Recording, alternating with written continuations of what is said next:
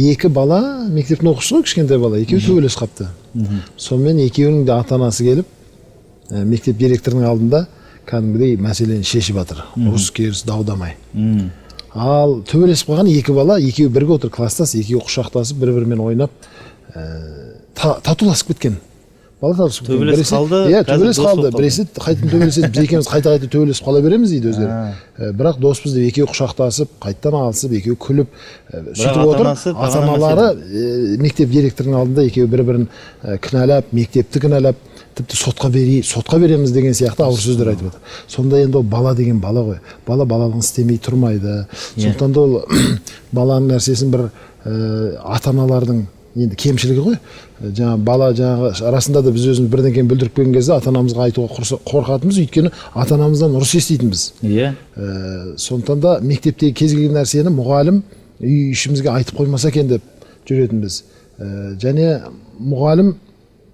мұғалімдерден де сыйлайтынбыз, бір жағынан қорқатынбыз. Қазір керісінше мұғалімдер баладан қорқатындай деңгейге жетіп қалды. Неге?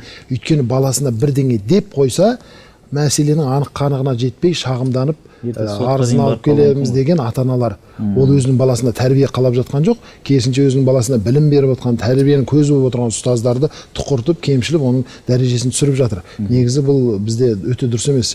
Ата-анадан кейін қадірлі нәрсе бұл ұстаз. Бір әріп үйреткен ұстаздың өзі 40 жыл қадірлеуге лайықты дейді ғой.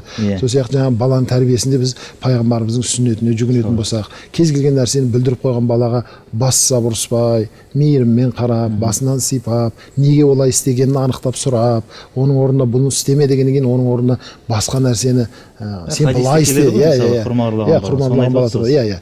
Оның орнына басқа бір нәрсені ұсынатын болса, ол бала артынан ол бала үшін дұға жасайтын болсақ, шынымен де бала түзелмеске шығар. Біз әр нәрсені өзінің пайғамбарымыз көрсеткен сүннет бойынша емес, қазір өзіміздің эмоциямызға салынып болмаса, тіпті қате тәрбиенің көзіне айланып жатыр. Бұл жерде Ардақ мырза айтып өтетін, бұрын ата-бабамыздан қалған бір сөз бар. Баланың арасына түспе дейді. Бала төбелесе, біраздан кейін біз ана үлкен не қылып, неге ондай болды айқайласып жүргенде олар көшеге шығып қайтадан